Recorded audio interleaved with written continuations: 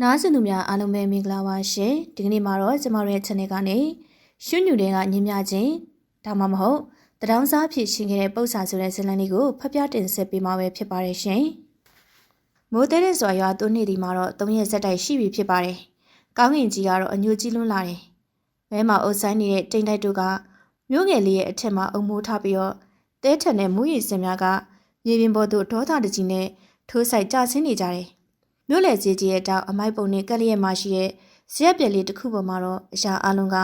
ဆွဆွနန်စော်ပြီးတော့မောင်မိုက်လို့နေပါတယ်။အဲဇရက်ပြက်ရဲ့ခေါင်းမိုးတုပ်ပြောက်တို့မှာတော့ဆွေးမြင့်နေပြီဖြစ်လို့မိုးရီတို့ကအပေါက်ပြဲများကြနေတွင်တွင်စီးကြနေတယ်။အဲရီစက်များအောက်မှာတော့လူတယောက်ထိုင်နေပါတယ်။သူ့တော့မြို့ကန်လူတို့ကအယူကြီးဖိုးထုဟုသာသိကြတယ်။သူ့ရဲ့စပင်းများမှဗုတ်တိုက်ဖြစ်နေပြီးတော့နေ့ချီမလျှော်ဖို့ရတဲ့အစီများဖုံမုံများနဲ့ကညှိပြီးတော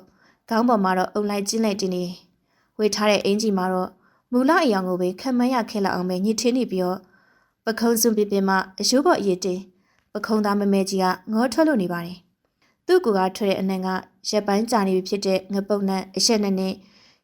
ရှုနုံနန်းတို့ရောနေရကြောင်းလမ်းသွားလမ်းလာတိုင်းကတော့နှာခေါင်းပိတ်ပြီးတော့ကွေးဆောင်သွားလိရှိရတယ်ဒါပေမဲ့ဖိုးထုကတော့ဒါတွေကိုယူဆိုင်ပုံမရပါဘူးသူဟာဇရက်တိုင်လုံးအိုကြီးကိုမိလျက်မိုးရီထဲမှာတက်ဖြစ်လှုပ်ရှားနေတဲ့စီးတွေများထီးအောင်စုံများကိုငေးကြည့်လို့နေတယ်။သူ့လက်ထဲမှာတော့ဟောင်းနေတဲ့အရက်ပလင်းခွန်တစ်လုံးကိုတင်းကျစွာစုပ်ကင်ထားပါတယ်။ဟဲ့ကောင်အယူကောင်ဖဲစမ်းဟိုဘက်ကိုငါးဆိုင်ရှိကိုလာမရှုပ်နဲ့ကွ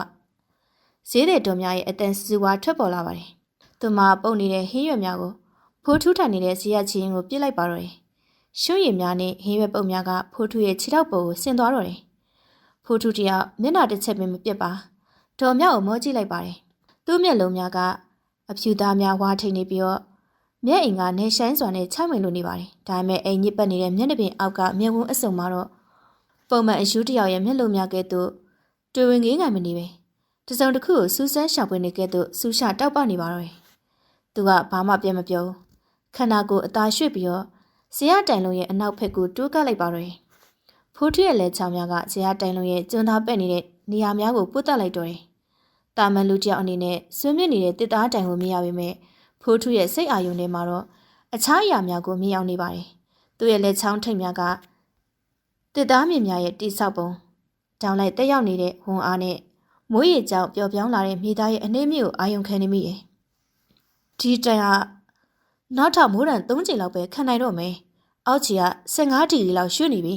။သူ့နှကမ်းများလှုပ်လှုပ်ရွရွဖြစ်သွားပေမဲ့အတန်ထွက်မလာပါဘူး။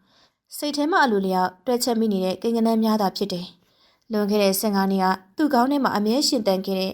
အင်ဂျင်နီယာပညာရပ်များကတော့အခုချိန်ထိသူ့ကိုစွန့်ခွာမသွားသေးပါဘူး။ဒါပေမဲ့အဲ့ဒီပညာရပ်များကအခုအခါမှာတော့သူ့အတွက်ခုံယူစရာမဟုတ်တော့ပဲ။ညစဉ်6လနေတဲ့အိမ်မက်ဆိုးများသာဖြစ်လာခဲ့ပါတော့တယ်။မိုးတန်ကပိုပြီးတော့ကျလာတယ်။သူ့မိုးပေါ်ကိုကြာရောက်နေတဲ့မိုးရေစက်တံများကတော့စက်တနာပြည့်တန်ခဲ့သူစူညံလို့နေတယ်။အဲ့ဒီတန်ကသူ့ကိုအတိတ်စီကိုဆွဲခေါ်သွားပါတယ်။လွန်ခဲ့တဲ့10နှစ်ကညက်တညမိုးတဲထန်သောညကုံရိတ်တန်ကြီးများကျိုးပဲ့သွားတဲ့အတန်ဖုံမုတ်များနဲ့အော်ဟစ်တန်များဥဖုံးမြေခမတောင်းရမယ်နော်ခမလက်မထူတာလေရဲစကအစုတ်ခံနဲ့မှအော်တန်များစနီးဖြစ်သူရဲ့ငိုရှိုက်တန်များသားသမီးများရဲ့ယွန်းရှားတဲ့အကြည့်များအားလုံးကသူ့ကောင်းထဲမှာတုံးလည်နေပါတယ်သူကခေါင်းကိုခါရမ်းလိုက်ပါတယ်မဟုတ်ဘူးသူလက်နှစ်ဖက်ကိုသူပြန်ကြည့်လိုက်ပါတယ်ရှင်များအညစ်အကြေးများပေးကျနေတဲ့လက်ဖွားများဒါမဲ့သူ့စိတ်ထဲမှာတော့အဲ့ဒီလက်များကသွေးရောင်လွှမ်းနေတယ်အပြစ်မဲ့တဲ့မိသားစုရှိရဲ့သွေးများအုံးမြစ်တစ်ခုကိုခိုင်ခန့်အောင်မလုပ်ပဲလက်ငွေ300ချီယူပြီးတော့မတမာတဲ့လက်မထိုးခဲ့တဲ့သူ့ရဲ့လက်ချောင်းများငါကလူသက်သမားဖိုးထုတယောက်တီတိုရေရွတ်လိုက်နဲ့လက်ထဲမှာအရက်ပလင်းကိုမောတောင်းလိုက်ပါတော့တယ်လဲချောင်းတစ်လျှောက်ပူစင်သွားတဲ့အရက်ပင်ပင်ကသူ့ရင်ထဲမှာအပြည့်ရှိစိတ်ကိုခဏတာထုံသွားစေတယ်အရက်ကသူ့တော်တော်ပျော်ရွှင်ကြမဟုတ်ဘူးမေးစေးတစ်မျိုးသာဖြစ်တယ်ရုတ်တဲ့လျက်စီတစ်ချက်လဲသွားပါတယ်လျက်စီရောက်အောက်မှာတော့သူထိုင်နေတဲ့ဇီယရှိယာနေမြို့တော်ခံမတဲ့ဆောက်လုပ်ရေးလုပ်ငန်းခွင်ကိုလမ်းမြင်လိုက်ရတယ်မိုးတဲရရာကြောင့်လုပ်ငန်းခွင်ရနာထားပေမဲ့ဆောက်လက်စကွန်ကရစ်တိုင်များကိုထောက်ကန်ထားတဲ့ညမ်းများကိုသူစီထားမိလိုက်တယ်လေပြင်းကတဟူတိုက်ခတ်နေပါတယ်ညမ်းစင်ကြီးကရိုင်းနေဖြစ်နေတယ်ဖိုးထုမျက်လုံးများကျဉ်းမြောင်းသွားပါတယ်သူ့အကြည့်ကအယူတယောက်ရဲ့အကြည့်ကနေကျွမ်းကျင်ပညာရှင်ကြီးတယောက်ရဲ့အကြည့်ကိုချက်ချင်းပြောင်းလဲသွားတယ်လေးတိုင်လုံးကတနအီမိုင်40လောက်ရှိမယ်ညမ်းစင်ရဲ့တောက်ဖြတ်တန်းတွေက နည်းလွန်းနေတယ်အောက်ခြေမြေသားလည်းရေဝတ်နေတော့ဖြတ်ထွက်ခံနိုင်အားကျနေပြီဒီတိုင်းဆိုရင်တော့သူ့အတွင်မဆုံးလိုက်ပါလေပြင်းတစ်ချက်အဝေးမှာတော့ဆောက်လုပ်ရေးလုပ်ငန်းခွင်မှာတန်ညန်းစင်ကြီးတစ်ခုလုံးကဘေးကိုရိုက်လဲပြီးတော့ပြိုကျသွားပါတော့တယ်ကံကောင်းထောက်မစွာလူမရှိတာကြောင့်ဘယ်သူမှမထိခိုက်ပေမဲ့စူညံတန်ကြောင့်ဈေးထဲမှာအလူများထိလန့်တကြားထွက်ကြည့်နေကြတော့တယ်ဟဲကြောက်စရာကြီးဟဲမိုးကလည်းမတိတ်နိုင်ဘူးဖះဖះတော်များတော့အဆူရင်ပတ်ဖိပြီးတော့အော်နေကြတယ်ဖိုးထုကတော့မလုံးမရှက်ပါသူတွက်ချက်ထားတဲ့အတိုင်းဖြစ်လာခြင်းကိုကြည့်နေတက်ပြင်းချလိုက်ပါတယ်ယူပပေတာသဘောတရားများမြို့ပြအင်ဂျင်နီယာတီအိုရီများကသူ့အဘယ်တော့မှလိန်ညာခြင်းမရှိခဲ့ပါသူကသာအဲ့ဒီပညာရကိုတစ္ဆာဖောက်ခဲ့ခြင်းဖြစ်တယ်သူကအနီးမှာရှိတဲ့တစ်ကိုင်းကြောင်လေးတစ်ခုကိုခောက်ယူလိုက်ပြီးတော့မေကြီးပေါ်မှာတော့ပုံစံတစ်ခုကိုရေးဆွဲလိုက်ပါတယ်တရိကုံပန်တရံများမြဦးများနဲ့အတူညီမချင်းလေးတစ်ခုဒီလောက်မိုးများနေတာတောင်ပေါ်ကဆင်သေးကန်ရေလောင်းတမန်တော့မလွယ်ဘူးသူစကားတန်ကမိုးတန်များကြားမှာတော့တူညင်းစွာပျောက်ကွယ်သွားခဲ့ပါတယ်ဘသူကမှသူစကားကိုမကြောက်ဘူးကြားရင်လည်းအယူတယောက်ရဲ့ရောက်ရမ်းတန်လို့သာထင်ကြပေလိမ့်မယ်မိုးရေစဲများကသူ့မျက်နှာပေါ်စီးကျနေပါတယ်ပါးပြင်ပေါ်မှာရေစက်များကမိုးရေလားမျက်ရေလားဆိုတာကိုတော့ကာယကံရှင်ကိုယ်တိုင်ပင်ခွဲခြားနိုင်မှာမထင်ပါသူကပို့ပြီးတော့ကြုံဝင်သွားအောင်လို့ဒူးနှစ်ဖက်ကိုပိုက်လိုက်ပါတယ်အေးစတဲ့လေးတွေကသူ့အရိုးထဲထိကိုစိတ်ဝင်လာပေမဲ့သူ့ရင်ထဲကနှောင်တမိကတော့ငြိမ်မသွားဘူးစီတောင်ကဇရပ်ပြက်လေးထဲမှာတော့တစ်ချိန်ကနိုင်ငံကျော်အင်ဂျင်နီယာတယောက်အခုအခါမှာတော့လမ်းဘေးခွေးတစ်ကောင်ထဲနှိမ့်ချနေတဲ့တဒေါင်းစားဖို့သူကလာမဲ့ကပေးကြီးကိုကြိုတင်မြင်ရောက်ရင်းနဲ့မိုးရီထဲမှာတယောက်ထဲတုံရင်နေရှာပါတော့တယ်မိုးတန်တွေကနားထဲမှာဆူညံနေစေပဲဇရပ်ပြက်လေးရဲ့အမိုးပေါက်ကနေယိုကျလာတဲ့ရစ်စက်တီကဖိုးထုရဲ့မျက်ခုံပေါ်တတောက်တောက်ကိုကြားနေပါတော့တယ်ဒါမဲ့ဖိုးထုအိတ်မပြောဘူးသူ့အာယုန်တွေကလွန်ခဲ့တဲ့15နှစ်စီကိုအလိုလျောက်ပြန်လည်ရောက်ရှိသွားပါတယ်ဒီမိုးတန်ဒီလေတန်မျိုးကြားနိုင်မှာတော့သူအတိတ်စီကိုပြန်သွားနေကြလမ်းဟောင်းကြီးအတိုင်းပဲစိတ်အာယုံကလွင်မျောသွားနေရှိပါတယ်လွန်ခဲ့တဲ့15နှစ်ရန်ကုန်မြို့လယ်ရှိအစင်းမြင့်ရုံးခန်းကျယ်ကြီးတစ်ခုလေအေးပေးစရဲ့အတန်တူတူမှလွယ်ပြီးတော့အခန်းထဲမှာတော့တိတ်ဆိတ်နေပါတယ်မမ်မရင်းပေါက်ကြီးကနေကြည့်လိုက်ရင်တော့ရန်ကုန်မြို့ရဲ့ရှုခင်းကိုအပေါ်စီးကနေမြင်နေရတယ်ကျွန်းသားစပွဲကြီးရဲ့နောက်မှာတော့ထိုင်နေသူမှာတော့အယူကြီးဖိုးထုမဟုတ်ပါတောက်ပြောင်တဲ့ရှာအင်းကြီးပြူဘိုးလေကြီးနဲ့မျက်မှန်ကိုင်းရွှေအောင်တက်ဆင်ထားတဲ့မြို့ပြအင်ဂျင်နီယာချုပ်ဦးဖုံးမြင့်ဖြစ်ပါတယ်စပွဲပေါ်မှာတော့မြတိတာအရာစီမံကိန်းရဲ့အစအုပ်ပွန်စံထုံများပြန်ကျဲလို့နေတယ်ဦးဖုံးမြင့်ရဲ့ရှေ့မှာတော့ကန်ထရိုက်တာဦးလိုင်ဝင်းထိုင်နေတယ်ဦးလိုင်ဝင်းရဲ့မျက်နှာမှာတော့အလိုကျအပြုံးတစ်ခုချိတ်ဆွဲထားပြီးတော့စပွဲအောက်မှာနေပြီးတော့ထူထဲတဲ့စာအိတ်ညိုကြီးတအိတ်ကိုဦးဖုံးမြင့်ရဲ့စပွဲပေါ်ကိုတိတ်တိတ်ဆိတ်တင်ပေးလိုက်ပါတယ်ဆရာအတွက်ပါဒါကကနဦးဂါရပြူတာပါပရောဂျက်ပြီးတော့ဒီထက်မကကျေးဇူးဆက်ပါအောင်မေဦးဖုံမြင့်ကစာအိတ်ကိုမတိမတာဖွင့်ဟကြည့်လိုက်ပါတယ်ဒေါ်လာငွေများမြန်မာငွေများမဟုတ်ဘူးအဲ့ခေတ်ကာလပေါက်စင်းနဲ့တွေ့ရင်တော့သိန်းထောင်ကြီးတန်ဖိုးရှိတယ်သူ့ရင်ထဲမှာဒင်းကနေခုန်သွားပါတယ်ဒါပေမဲ့မျက်နှာထားကိုတီးလိုက်ပြီးတော့စပွဲပေါ်မှာရှိတဲ့တီဆောက်ရည်မတ်တန်းကိုလက်ညှိုးထိုးလိုက်ပါတယ်ကိုလိုင်ဝင်ခမားလူတွေအုပ်မြင့်မှာတန်ကြောင်းဆိုင်လျှော့ထားတာများလို့နေ16မီလီ300မှန်နေရာမှာ7မီလီလေးကြီးပဲသုံးထားတယ်ပြီးတော့ဘီလာမြေအချိုးစလည်းစမ်းကြည့်မမိဘူးဗျဒီတိုင်းသာဆိုရင်တော့မြေပြော့တဲ့အချိန်ကျရင်အဆောက်အုံကဖျားအားကိုခံနိုင်မှာမဟုတ်ဘူးလေကျွန်တော်လက်မထိုးပေးလို့မရဘူးဦးလောင်မင်းကတော့မူမပြည့်ရှီမောလိုက်ပါတယ်အိုးဆရာရဲ့ဆရာကလည်းစာအုပ်ကြီးတိုက်ကိုကြည်လို့နေတာကိုကျွန်တော်တို့စောက်ခဲ့တဲ့တိုက်တည်းကအလုံးမနေတော့ပါဘူးဗျဘာမှမဖြစ်ပါဘူးပြီးတော့ဒီမိသားအမှားပါတယ်ဆရာသာမျက်စိတစ်ဖက်မိတ်ပေးလိုက်ပါဗျာဆရာသမီးလေးနိုင်ငံသားမှာကြောင်းတက်ဖို့ကိစ္စတွေဆရာလိုချင်နေတဲ့ကားအသစ်ကိစ္စတွေဒီစာအိတ်လေးကဖြည့်ရှင်းသွားပေးမှာပါဦးဖုံမြင့်တုတ်ဆိုင်သွားရပါတော့တယ်သူကောင်းတဲ့မှာတော့အင်ဂျင်နီယာကျင့်ဝင်နဲ့လောဘတို့ကစစ်ခင်းနေကြတယ်သူတင်ယူခဲ့တဲ့ပညာရက်ကမလုံနဲ့အန်ရရှိရလို့အော်ဟေတတိပေးနေပါတယ်ဒါပေမဲ့လက်ထဲကိုရောက်နေတဲ့ငွေတုတ်ကြီးရဲ့အထစ်တွေကတော့ပူနွေးလို့နေတယ်သူလိုချင်နေတဲ့ကုံသူလိုချင်နေတဲ့ဒနမြေသားအောင်ပါပါတယ်ဘာမှမဖြစ်တော့ပါဘူးလို့သူ့ကိုယ်သူလိန်ညာလိုက်ပါတယ်သူကဘောပင်ကိုကောက်ကင်လိုက်တယ်ရွှေရောင်ပါကဘောပင်ကြီးကအခန်းမီးရောင်အောက်မှာတော့လက်ကနေဖြစ်သွားတယ်စက်ကူဖြူဖြူပေါ်မှာတော့သူလက်မကိုရေးထိုးလိုက်ပါတယ်ရွှေဆိုသောအတန်ကထိုစဉ်ကတော့တာယာနာပြောဝဲဖြစ်ပေမဲ့နောက်ပိုင်းမှာတော့သူ့ဘဝတစ်ခုလုံးကိုခြောက်လန့်မဲ့မာနရဲ့ရှိတမ်းဖြစ်လာမယ်လို့သူမသိခဲ့ပါဘူးအဲ့ဒီလက်မနဲ့မင်းနီနဲ့ထိုးထားခြင်းမဟုတ်ပေမဲ့သွေးစွန်းနေခဲ့ပြီဖြစ်ပါတယ်တနေ့အကြာမိုးတဲ့စွာရွာသွန်းနေတဲ့ညတညပေါ့ဦးဖုံမြင့်က အိတ်ကောင်းချင်းနဲ့အိပ်ပျော်နေစင်မှာတော့တယ်လီဖုန်းမြင်တန်းကအလောတကြီးထွက်ပေါ်လာတယ်။သူနိုးလာပြီးတော့ဖုန်းကိုကင်လိုက်ပါတယ်။တစ်ဖက်မှာအတန်ကတုံနေပြီးတော့ငိုတမ်းမှဆွတ်နေပါတော့တယ်။ဆရာဒုက္ခရောက်ပြီ။ညတီတာအိမ်ကတိုက်စီပြိုကျပြီဆရာ။ဘာဦးဖုံမြင့်ကြောက်ကတင်ပေါ်ကငေါက်ကနေထထိုင်လိုက်ပါတယ်။အိမ်မဲဆိုမဲနေချင်းဖြစ်ပါစေလို့ဆုတောင်းပေမဲ့အပြင်မဲမှာမိုးတန်တဲ့လီတန်ကအမှန်တကယ်ဖြစ်ကြောင်းကိုတက်တည်ပြနေတယ်။သူအခင်းဖြစ်ပွားရာကိုရောက်သွားချိန်မှာတော့မြင်လိုက်ရတဲ့မြင်ကွင်းကငရေကန်းတမျှပါပဲ။မိသားကအုပ်ဆွဲတယ်များလူနာတင်ရင်အတန်များလူတွေရဲ့အော်ဟင်းကိုယူတန်များကမိုးတန်ကိုဖုံးလွှမ်းလို့နေတယ်။၆ထပ်တိုက်တန်လျာကြီးကကတ်ထူပြားများနဲ့ဆောက်ထားသလိုပဲခောက်ချိုကျပြီးတော့မြေကြီးပေါ်မှာပုံပြက်ပန်ပြက်လဲပြိုလို့နေတယ်။ကုံရိတုံကြီးများကြားနေတန်ကြောင်များကအယိုးကျိုးသလိုငေါထွက်လို့နေပါတယ်။အဲဒီတန်ကြောင်များကိုမြင်လိုက်ရတဲ့ခဏဦးဖုံးမြင့်ရဲ့ရင်ထဲမှာအေးခဲသွားတယ်။12မီလီတန်ကြောင်များသူခွင့်ပြုပေးခဲ့တယ်။သူမျက်ွယ်ပြုပေးခဲ့တဲ့တန်ချောင်းတတိလေးမျာ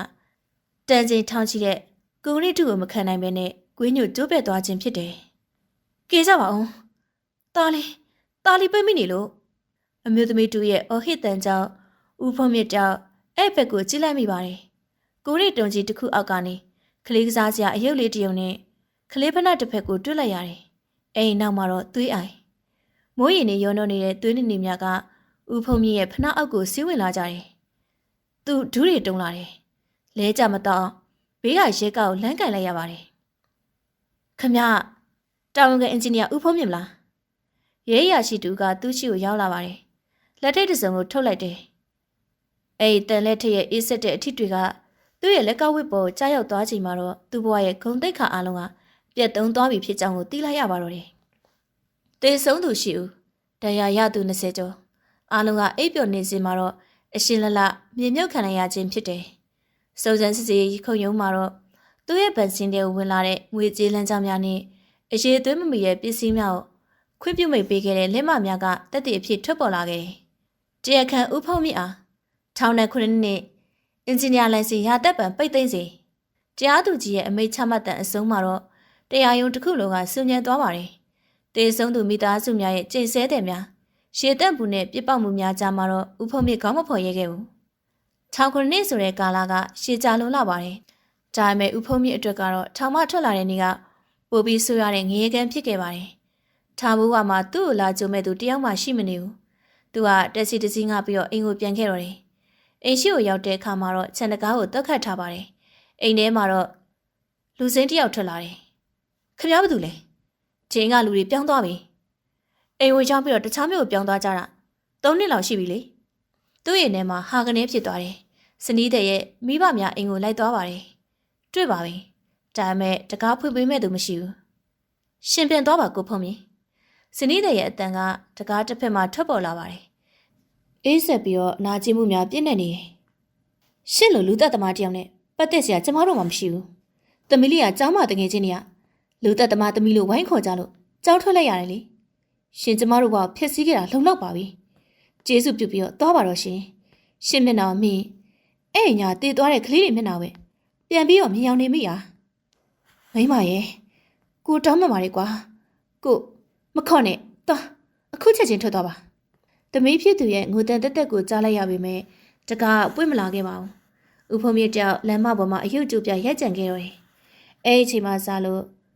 သူအလုပ်လိုက်လျှောက်တယ်။စောက်လူကြီးကုမ္ပဏီများအတိုင်ပင်ခံရုံးခွဲများဒါပေမဲ့ဦးဖုံးမြင့်ဆိုတဲ့နာမည်ကိုကြားရတဲ့တကားများပိတ်သွားကြတယ်။ခမည်းတော်ဘလက်လေးဝင်ထားတဲ့သူထောင်ကြဘူးတဲ့အင်ဂျင်နီယာဘသူကခတ်မှလဲ။ခမည်းကြောင့်ကုမ္ပဏီပါနာမည်ပြက်လိမ့်မယ်။ထွက်သွားပါ။ဂုံတိတ်ခါမရှိမိသားစုမရှိအလုပ်မရှိနောက်ဆုံးမှာတော့လက်ကျန်ငွေလေးနဲ့ဝဲတောက်လိုက်တဲ့အရက်ပလေးများသာသူ့မိတ်ဆွေဖြစ်လာခဲ့ပါတယ်။အရှင်မူသွားရင်တော့အဲ့ညာကအော်ဟစ်တန်တို့ခဏတာမေးပြောင်းနိုင်ခဲ့တယ်။အရှင်မူရင်တော့သူ့ကိုယ်သူအပြစ်တင်နေတဲ့စိတ်များကိုတော့ထုံသွားစေနိုင်ပါတယ်။တတိုက်ဆန်ဆန်သူရောက်ရှိသွားတာကတော့သူအပြစ်ကျူးလွန်ခဲ့တဲ့မြို့လေးတစ်မြို့ရဲ့ဈေးတောင်အဲ့ဒီနေရာမှာတော့ဘဝကိုအရှုံးပေးပြီးတော့အမိုက်ပုံထဲမှာအစာကိုကောက်ဆိုင်ဦးဖုံးမြင့်ဆိုတဲ့ဘဝကိုမြေမြုပ်ပြီးတော့အယူကြီးဖိုးထုအဖြစ်လူပြန်ဝင်ခဲ့ခြင်းဖြစ်ပါတယ်။မိုးချုံတန်ကြကြလန်လောင်နဲ့ဖိုးထုအတိတ်မှလန်နိုးလာခဲ့တယ်။သူ့အသက်ကိုပြင်းပြင်းရှူနေရပါတယ်။ဘားဘီပေါ်မှာတော့မျက်ရည်များကစီးကျနေတယ်။သူကြည့်လိုက်တော့သူ့လက်နှစ်ဖက်ကိုသူပြန်ကြည့်မိတယ် ရှုနေပေးချင်နေပြီးတော့လက်သေးတွေရှိပြီးတော့မညစ်နေတဲ့လက်များဒါပေမဲ့သူ့စိတ်ထဲမှာတော့အဲ့ဒီလက်များကသွေးရောင်လွှမ်းနေစေပါပဲငါလက်မှာကြောင့်ငါရဲ့လောဘကြောင့်သူရေရွလိုက်ပါတယ်အပြင်မှာတော့မိုးကပိုတဲလို့လာတယ်ဒီမိုးရီကစင်တီကန်ရည်လန့်တမောင်ချင်းချောက်နေပြီဖြစ်ကြောင်းတော့အင်ဂျင်နီယာအာယုံကအလိုလိုသိနေပါတယ်တမိုင်းကထပ်ပြီးတော့တကြောပြန်မလို့လားဖိုတူတယောက်ဆွဆွနေတဲ့တင်ပြူပြစုပ်လေးပေါ်မှာထားလိုက်ပါတယ်သူခန္ဓာကိုယ်ကတုန်ချိနေပေမဲ့မျက်လုံးများတော့ဆုံးဖြတ်ချက်တစ်ခုကိုချလိုက်တယ်လို့စူးရှာတောက်ပလာတယ်လွန်ခဲ့တဲ့15နှစ်ကသူမကင်နိုင်ခဲ့တဲ့အသက်ရှိချောင်းအတွက်ဒီတစ်ခါတော့သူတစ်ခုလုံးမဖြစ်မယ်ဘသူကမှသူ့ကိုမယုံကြည်တောင်းမှပေါ့သူဘေးနားမှာချထားတဲ့တစ်သားတစ်ကောက်ကိုလမ်းယူလိုက်ပါတယ်မိုးရည်တဲ့ကိုတိုးထွက်ရန်အတွက်သူပြင်လိုက်စင်မှာတော့ဟစ်ကောင်ယူညာကြီးမိုးချုပ်ဖဲသွားမလို့လေညင်ညင်နေစမ်းကွာဈေးကင်းဆောင်ရဲ့အော်တန်ကိုခီးမဆိုင်ပဲနဲ့ဖိုထူကမိုးကစုပ်ကြီးကိုခေါင်းမဆုပ်ပြီးတော့အမောင်တဲကိုတိုးဝင်သွားတော့တယ်သူရဲ့ဥတုချက်ကတော့စင်တေကရေလောင်တမန်ရှိရမြို့ထက်ပိုင်းစီကိုသာကောင်းငင်ကြီးကကွယ်အဲလူမတညီးတွားလို့နေတယ်မိုးနာမင်းကဒီမျိုးလေးပေါ်မှာတော့နေပေါင်းများစွာစုဆောင်းထားတဲ့အညိုးတင်းများကိုတမဟုတ်ချင်းအန်ချလိုက်တယ်လို့ပဲမိုးစက်မိုးပေါက်တို့ကကြမ်းတန်ခက်တန်လွန်လာတယ်အမိုးကမလုံးကျုံတဲ့အင်ဂျီတချို့ရဲ့သူမိုးများပေါ်ကိုကြာရောက်လာတဲ့မိုးတံများကတော့စစ်မေပြင်မှာတနက်တံများအလားဆူညံအော်ဟင်းနေကြပါတယ်လေပြင်းကတခုတက်ခတ်လိုက်တိုင်းမှာတော့ဈေးလမ်းမတစ်လျှောက်မှာရှိတဲ့တစ်ပင်ကြီးများကခါယူကျုမတရင်ထိုးနေကြရတယ်အယူကြီးဖိုးထုကဥဖုံမြစ်ကမိုးရီထဲမှာတရွရွရှောင်းလန်းနေပါတယ်သူခန္ဓာကိုယ်တစ်ခုလုံးကဆူရွှဲနေပြီးတော့အေးတန်ကြောင့်မေးပြားများတစ်ဆက်ဆက်တွန်းခါနေပေမဲ့သူ့ရဲ့ခြေလမ်းများကတော့ရက်တက်မသွားဘူးသူ့ခြေထောက်အောက်မှာစစ်စစ်နေတဲ့ရေစီကြောင်ကတာမန်မိုးရီစစ်စစ်မှုမျိုးမဟုတ်ကြောင်းကိုတော့သူသတိထားလိုက်မိပါတယ်သူ့ချင်မျက်စိလောက်အထိမြင့်တက်လာတဲ့ရေနှောက်များကိုသူငုပ်ကြည့်လိုက်တယ်လမ်းမေးမီးတိုင်မှာအမိန်ဖြတ်ဖြတ်အလင်းရောင်အောင်မှာတော့ရေအယောင်ကနင်းညိုရောင်တန်းနေပါတယ်နေနီဒါတောင်ပေါ်မြေသားတွေပါလာတာပဲဦးဖုံးမြင့်ရဲ့မျက်လုံးများကကျဉ်းမြောင်းသွားပါတယ်သူအင်ဂျင်နီယာဘဝတုန်းကမြေသားစမ်းသပ်မှုလုပ်ခဲ့မှုတဲ့အတွေ့အကြုံများကခေါင်းထဲကိုအလိုလိုဝင်ရောက်လာတယ်ပုံမှန်မိုးရေစစ်စစ်မှုမှာတော့မျက်နှာပြင်မြေစီလွာကအနှင်းငယ်သာပဝင်တက်ပေမဲ့အခုလိုရေအယောင်ရည်ရည်နဲ့ဈေးကကအနေထားမျိုးကတောင်ပေါ်ရှိမြေသားတို့အကြီးကျယ်ပြိုဆင်းနေခြင်းဒါမှမဟုတ်ရေလန်းကြောင်ပြောင်းလဲခြင်းရဲ့ရှေ့ပြင်းနမိတ်ဖြစ်တယ်ရေစီးကြောင်ရဲ့အရှင်းမြစ်ကမြို့ထက်ပိုင်းရှိစင်တီကန်ရေလန်းတမန်စီမှာဖြစ်ပါတယ်သူလျှောက်လာတဲ့လမ်းတစ်လျှောက်မှာတော့မြို့သူမြို့သားများရဲ့အာမေရိတ်တံများပူညံအတန်များကိုကြားနေရတယ်ရှီတွေကတက်လာပြီဟိတ်ရှိတကားဝရောက်နေပြီဒီမိုးမျိုးကတော့မရိုးတော့ဘူးဆယ်ကျွေးတော့ငါတို့တွေတေကုန်ကြမှာထိုင်းလန်တကြအော်ဟစ်တန်များကမိုးတန်ကြမှာတိုးတဝက်ကျဲ့တဝက်ဥဖုံးမြစ်ကတော့ဘေဘီဝဲရကိုဂယုမဆိုင်ပင်နဲ့တောင်ကုန်းပေါ်ကိုဦးတည်နေတဲ့ကတ်တရာလမ်းမအတိုင်းကိုအားကုန်ထုတ်ပြီးတော့တက်လန်းလို့နေပါတယ်သူ့လက်ထဲမှာတစ်သားထုတ်ကချောကြည့်နေတဲ့လမ်းပေါ်မှာတောက်ခောက်တန်မြင်နေတယ်လွန်ခဲ့တဲ့15နှစ်ကဂုံတီရှိအင်ဂျင်နီယာတယောက်စီးခဲ့တဲ့ရှုဖနာတတောက်ပြောင်များအစားအခုသူ့ရဲ့ချစ်ပွားအောင်မှာတော့ရွှွနှုံများနဲ့ကြောက်စိတ်ခဲများကအစားထိုးနေရာယူထားပြီးဖြစ်တယ်စင်တီကန်ရေလောင်တမန်စီမံကိန်းရုံးခန်းအတွင်းမှာတော့အချီနေများကတောင်းကနေဖြစ်နေပါတယ်ဆရာရေမက်ကစွန့်ရည်မကို3ပေလောက်ကြော်နေပြီဗျရေပိုလေးကနေလွှတ်ချနေရတော့မှရေဝင်တုံးကအရမ်းများနေရဲ့လူငယ်အင်ဂျင်နီယာလေးကိုတက်ပိုင်ကစွန့်ရည်တကြီးနဲ့အစီရင်ခံလိုက်ပါတယ်သူမျက်နှာပေါ်မှာတော့ချွေးစင်းများနဲ့မိုးရေများရောနှောလို့နေတယ်တာဝန်ခံအင်ဂျင်နီယာချုပ်ဦးကျော်စွာကတော့စပွဲပေါ်ရှိမြေပုံကိုလက်သီးနဲ့ထုလိုက်ပါတယ်မိုးလေဝသလဲမိုးမတိတ်နိုင်သေးဘူးလေကွာဒီတိုင်းဆိုရင်တော့တာပေါင်းကခန္ဓာရည်ရှိပါမလားအခန်းအပြင်မှာတော့မိုးကြိုးပြစ်တန်ကနားကွက်မတမြည်ဟီးသွားပါတယ်ရှုံကန်မီများတစ်ချက်မိန်သွားပြီးတော့ပြန်လင်းလို့လာတယ်ပရင်းပေါက်မှတစ်စင်းလမ်းကြည့်လိုက်တော့တမန်ကြီးရဲ့ရှေးပြင်းကျဲကြီးကိုမိမောင်းကြီးများနဲ့ထိုးပြထားတယ်မဲနဲ့နေတဲ့ရှေးပြင်းကြီးကလိုင်းလုံးကြီးများထနေပြီးတော့ကုံရိတမန်ပေါင်းများကိုအတင်းအဓမ္မတွန်းတက်နေတယ်လို့ပဲတဘာဝတရားရဲ့အင်အားရှိမှာတော့လူသားတို့ရဲ့တိဆောက်မှုများကကစားစရာအယုတ်လေးများတပွဲတင်းငယ်သွားတတ်ပါတယ်။ဦးဖုံမြင့်ကတမန်အောက်ခြေရှိလုံခြုံရေးဂိတ်တဲအနီးကိုရောက်ရှိလို့လာတယ်။မော်ပန်လူနာကြောင့်သူ့ရင်ပါတစ်ခုလုံးမှာတော့ပေါက်ထွက်မတာနာကျင်လို့နေပါတယ်။ဒါပေမဲ့သူ့အကြီးကတော့တမန်ရဲ့ပင်မရေထုတ်ပြုံးစီကိုရောက်နေတယ်။ရေထုတ်ပြုံးမှာပန်းထွက်လာတဲ့အေးစီကြောင့်ကပုံမှန်ထက်ပုံမကြမ်းတမ်းနေပြီးတော့ရေပန်းရဲ့ပုံတံမှာတော့ညညာချင်းမရှိပဲဘဲဘက်ကိုရှာနေတာကိုတော့သူသတိထားလိုက်မိပါတယ်။ဟိုက်ဒရိုလီစစ်စစ်မှုမမှန်တော့ဘူး။ရေတကားတွေမှာပြဿနာတစ်ခုရှိနေပြီ။သူ့နှုတ်ပြားမှာတီတိုရေရွတ်မိပါတယ်။ အင်ဂျင်နီယာပညာရပ်အရာရေစီးကြောင်းရဲ့ပုံသဏ္ဍာန်ကိုကြည့်ုံနဲ့ရေတကားဝါရဲ့အခြေအနေကိုခံမှန်းနိုင်တယ်။အခုမြင်နေရပုံအရာရေဖိအားကတစ်ဖက်သားတက်ရောက်နေပြီးတော့ရေတကားများဟန်ချက်ပြက်နေတဲ့လက္ခဏာဖြစ်တယ်။သူဂိတ်တဲနာကိုအပြေးသွားလိုက်ပါတယ်။မိုးကအင်ဂျီဝစ်ထားတဲ့လုံချုံရဲသားဦးကသူ့ကိုတွေ့တာနဲ့တမီနဲ့ထိုးလိုက်တယ်။ဟဲ့ဘယ်ရကောင်လဲကွာဒီနားမလာနဲ့အန်ဒီရရှိတယ်။ငါပြောစရာရှိလို့အထက်ကအရာရှိတွေကိုပြောပြပါ။ရေစီးကြောင်းပုံစံမမှန်ဘူး။ရေတကားတွေမကြခင်ချမ်းဖြစ်တော့မယ်။ဦးဖုံမြစ်ကမိုးတန်လီတဲ့များကြားနေအော်ပြောလိုက်ပါတယ်။ဒါမဲ့တော့သူ့အတန်ကအားနေလို့နေတယ်။အဲ့အပြင်သူ့ပုံစံကစပင်ပုတ်တိုက်အဝတ်စားဆုပ်ပြတ်တဲ့နဲ့ယူးကြောင်ကြောင်ဖြစ်နေရကြောင်းဘသူကမှခရူးဆမြစ်ပုံမပေါ်ဘူး။ဘာလာပြောနေရလဲအရှူကောင်ရဲ့သွားစမ်းဒီမှာလူတွေဖြာများနေရတယ်ကြားတယ်။မင်းတို့တရောင်းစားကောင်ကိုရှင်းနေရမှာလား။ရှဲသားတူကဦးဖုံမြစ်ရဲ့ပကုံကိုတွန်းထုတ်လိုက်ပါတယ်။ဦးဖုံမြစ်ကရှုံးဝဲအိုင်ထဲကိုပြင်လဲကျသွားတော့တယ်။ရှွတ်နုများကသူ့မျက်နှာကိုလှဆင်းတယ်။ပါဇက်ထဲကိုသဲမုံများဝင်သွားပါတယ်။ခါတက်တဲ့အရာသာရှက်ရွံ့စရာကောင်းတဲ့အချင်းကြီးဒါပေမဲ့အဲ့အရာများထက်ပိုဆိုးတာကတော့မြင်နေရတဲ့အန်တီကိုတတိပေးခွင့်မရချင်းပါပဲ။မဟုတ်ဘူးခမရတို့နားမလဲဘူး။ရေဖိအားအယမ်းများနေပြီဗျ။အဲ့ဒါကိုရှော့မချိုင်တကားတွေပိတ်မိပြီးတော့တမန်ကျိုးလိုက်မယ်။ဦးဖုံမြင့်တယောက်ရှွတ်နေတယ်မှပြန်ထပြီးတော့အော်ပြောပြန်ပါတယ်။အဲ့ဒီအချိန်မှာတော့အင်ဂျင်နီယာအဖွဲ့တစ်ဖွဲ့တမန်ပေါင်ပေါ်ကိုပြေးတက်သွားကြတာကိုလှမ်းမြင်လိုက်ရတယ်။သူတို့လက်ထဲမှာတော့စကားပြော့စင်များကန်ဆောင်ထားပြီးတော့မျက်နှာများမှလည်းပြန်ရခတ်လို့နေကြတယ်။ခိနမတူမော်တာအလုံးမလုပ်တော့ဘူး။ဆရာစူးစမ်းပြီးတော့ဖွင့်တာမရဘူး။လေထဲမှာပြင်းလွင်လာတဲ့အတန်တက်တက်ကိုဦးဖုံးမြင့်ကြားလိုက်ရတယ်။သူခန္ဓာကိုယ်တစ်ခုလုံးမှာတော့အေးဆက်သွားပါတယ်။သူတွေ့ထားတဲ့အတိုင်းပဲတကယ်ဖြစ်လာခဲ့ပြီ။အလဲဘိုးရေတကာမပွင့်ရင်တော့ရေလောင်ကန်ရဲ့အမြင့်ဆုံးဖိအားအမတ်ကတာပေါင်ကိုတိုက်ရိုက်တက်ရောက်တော့မယ်။ငါသွားမှဖြစ်မယ်။သူတွေ့ထားတဲ့အတိုင်းပဲတကယ်ဖြစ်လာခဲ့ပြီ။အလဲဘိုးရေတကာမပွင့်ရင်တော့ရေလောင်ကန်ရဲ့အမြင့်ဆုံးဖိအားအမတ်ကတာပေါင်တိုက်ရိုက်တက်ရောက်တော့မယ်။ငါသွားမှဖြစ်မယ်။သူ့ကိုတားဆီးထားတဲ့ရဲသားများကိုကြော်ဖြတ်ရန်အတွက်သူစူးစမ်းလိုက်ပါတယ်။ဟဲ့ကောင်ပြောမရဆိုမရပါလား။ရဲသားဒုတိယအကြိမ်တွန်းလိုက်ရမှာတော့ဦးဖုံမြင့်တယောက်နောက်တစ်ကြိမ်လဲကျသွားပြန်တယ်။ဒီတစ်ခါတော့သူ့ရဲ့ဒူကောင်ကကြောက်တုံးနဲ့တိုက်မိပြီးတော့အရေးပြပေါက်ပြဲသွားပါတော့တယ်။သွေးစိမ့်ရှင်ထွက်လာပြီးမဲ့မိုးရီများကချက်ချင်းဆေးကြောချသွားတယ်။ဦးဖုံမြင့်မိုးကောင်းကင်ကိုမော့ကြည့်လိုက်ပါတယ်။မိုးရီများကသူ့မျက်နှာပေါ်အဆက်မပြတ်ရိုက်ခတ်လို့နေတယ်။ဒီမိုးရီတွေထဲမှာတော့လွန်ခဲ့တဲ့15နှစ်ကတည်ဆုံသွားခဲ့တဲ့မိသားစုရှိဦးရဲ့ဝိညာဉ်များပါနေသလားလို့သူတွေးမိပါတယ်။သူတို့ကသူ့ကိုအပြစ်ပေးနေခြင်းလားဒါမှမဟုတ်အခွင့်အရေးတစ်ခုကိုပေးနေခြင်းလားငါကလူသက်သမားပါဟုတ်ပါတယ်။ဒါမဲ့ဒီတစ်ခါတော့ထပ်ပြီးတော့အသိမခံနိုင်ဘူး။သူ့စိတ်ထဲမှာတော့နာကျင်မှုနဲ့မခံကျင်စိတ်တို့ရောထွေးပြီးတော့အားအိမ်တစ်ခုဖြစ်ပေါ်လာတယ်။သူဟာအယူတယောက်တထောင်းစားတယောက်ဖြစ်ကောင်းဖြစ်မယ်။ဒါမဲ့ဒီနေရာဒီအချိန်တွေကိုဖြည့်ရှင်းနိုင်မဲ့ဒူဒီတော်ပုဂ္ဂိုလ်မှာတော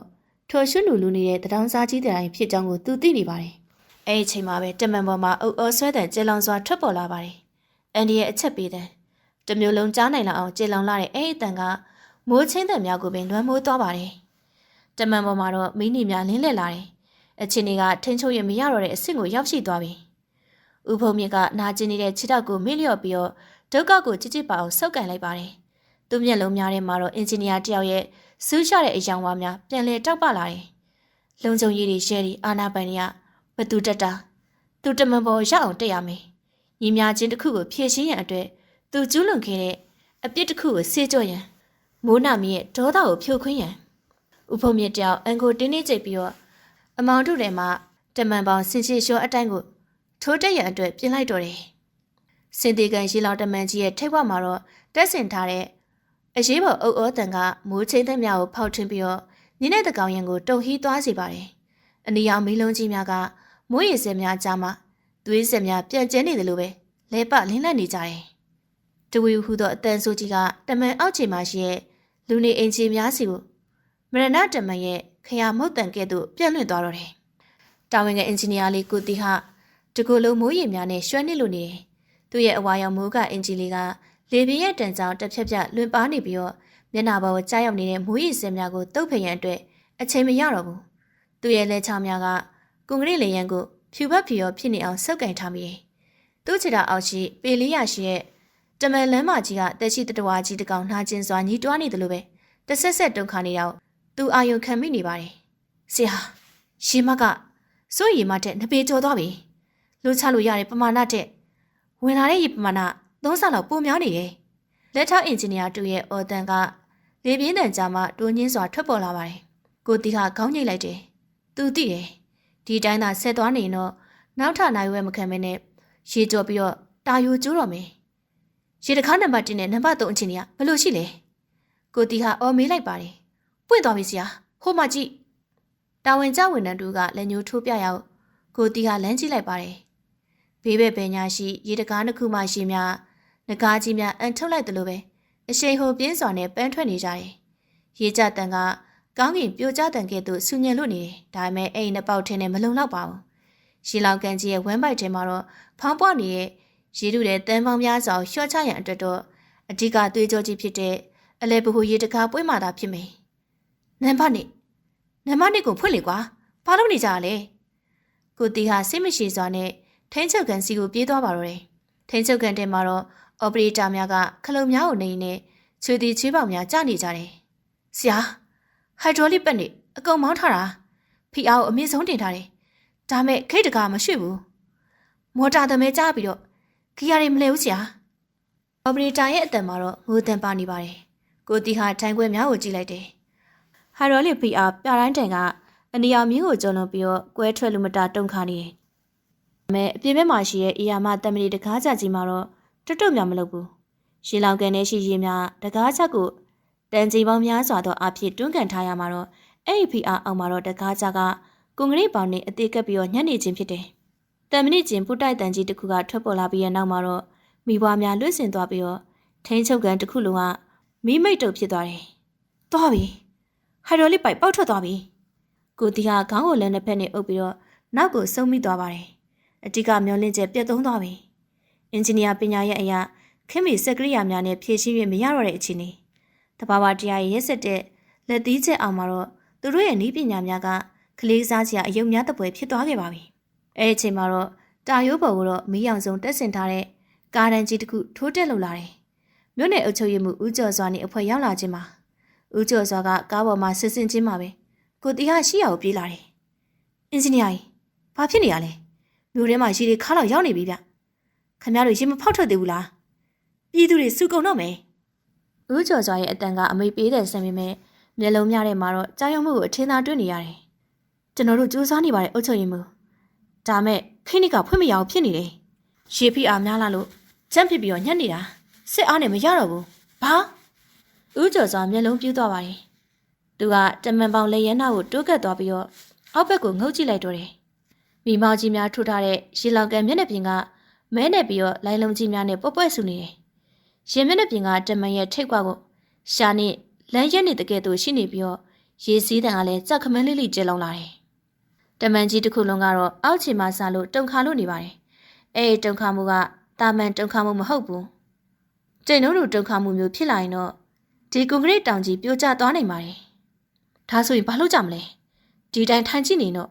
့တမျိုးလုံးတေကုန်တော့မယ်လေဗျာဦးကျော်စွာတယောက်ဒေါသတကြီးနဲ့អော်လိုက်ပါတယ်ကိုတီခါတယောက်ဘာပြန်ပြောရမှန်းမသိဘူးသူကောင်းနေမှာတော့စာသင်ခန်းတွေကသင်ခန်းစာတွေဖော်မြူလာတွေအကုန်ပြောင်းဆုံးကုန်ပါပြီလက်တွေ့လောကရဲ့ကြံ့တက်မှုကသူ့ကိုအလဲထိုးထားတယ်ဘူရိုစာဟုတ်တယ်ဘူရိုစာနဲ့ဆွဲမလားဘေးနာမှာအငယ်တန်းအင်ဂျင်နီယာလေးတယောက်ကအကြံပေးပါတယ်အေးဆွဲမယ်ရှိသမျှရန်ရရတွေအကုန်ထုတ်တန်ကြိုးတွေယူလာခဲ့ပါဒီတခါပွင့်မှရမယ်ကိုတီဟာတယောက်ကောက်ရိုးတမီကိုလမ်းဆွဲနေတဲ့အနေနဲ့အမိတ်ပေးလိုက်ပါတယ်မိုးတဲထန်နေတဲ့ကြားမှာလောက်သားများကဘူရိုစာကြီးနှစ်စီးကိုမောင်းတင်လာကြတယ်တံမလီကျိုးကြီးများကိုရေတကားရဲ့ထိပ်ပိုင်းရှိချိန်များမှာတော့ခဲရကစီတွားရောက်ချိတ်ဆက်ကြပါတယ်လေပြင်းကလူကိုလွင့်ပါသွားမှတိုက်ခိုက်နေရကြောင်းလောက်သားနှစ်ဦးမှာတော့ရေထဲကိုပြုတ်ကျလူနေပါဖြစ်ခဲ့ရတယ်ဆွဲဟိတ်စက်ကုန်ဖွင့်ပြီးဆွဲကိုတီဟာអော်လိုက်ပါတယ်ဘူရိုစာကြီးများရဲ့အင်ဂျင်တန်များဟိမ့်ထွက်လာတယ်ဘီးကူများကကွန်ကရစ်လမ်းပေါ်မှာကောက်ချစ်ပြီးတော့မီးပွားများထွက်လာတယ်တန်ကြိုးကြီးများတင်းကနေဖြစ်သွားပြီးတော့တုံခါလို့လာတယ်ဒါမဲ့ရေတကားကြီးကမရွေ့ဘူးတလက်မြောက်ပဲမရွေ့ဘူးထူးဆန်းတဲ့အတန်နဲ့ကြီးတစ်ခုကတမန်အောက်ခြေကနေပေါ်ထွက်လာပါတယ်ဘူရိုစာများဆွဲလိုက်တဲ့အရှင်ကြောင့်တမန်ရဲ့ပင်မကိုတဲ့ထံကနေအကွဲတန်တက်တက်ထွက်လာခြင်းမှာကိုတိခါတယောက်မျက်နှာဖြူဆုပ်လို့သွားတယ်ရလိုက်ကြတော့ဆက်စွမ်းနေတမန်ကျိုးလိုက်မယ်သူ သူအဟိတားဆီးလိုက်ပါတယ်။ဘူရိုစာဆက်တယ်များရက်တက်သွားတဲ့အခါမှာတော့ပတ်ဝန်းကျင်မှာမိုးတန်လေးတဲ့နဲ့အုပ်အော်ဆွဲတယ်များဖြစ်တာ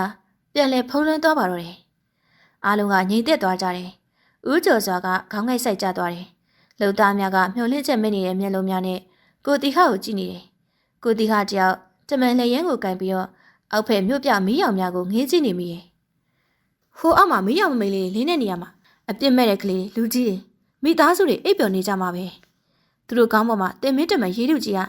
ချိန်ရွယ်ထားတာကိုသူတို့မသိရှာကြဘူး။ဒီတမန်ကြီးသာကျိုးပေါက်သွားရင်တော့ဆူနာမီလိုင်းလုံးလို့ရေးလူကြီးကအားလုံးကိုဝါမြို့သွားလိမ့်မယ်။ငါတို့ရှုံးမိထင်တယ်။ကိုတီဟာတီးထိုးရေယူလိုက်ပါတယ်။အင်ဂျင်နီယာတယောက်အနေနဲ့ဒီစကားကိုမပြောချင်ပေမဲ့လက်ရှိအခြေအနေကတုံညကိုပြောက်နေတယ်။ရေမက်ကတဖြည်းဖြည်းတက်လာခြင်းပဲ။တမန်ကတုံခါနေစေ။အဲ့ဒီစိတ်ပြည့်အားငယ်မှုအထုထိပ်ရောက်နေချိန်မှာတော့လူတိုင်းအသက်ဘေးအတွက်ထွက်ပြေးရန်ပြင်ဆင်နေချိန်မှာတော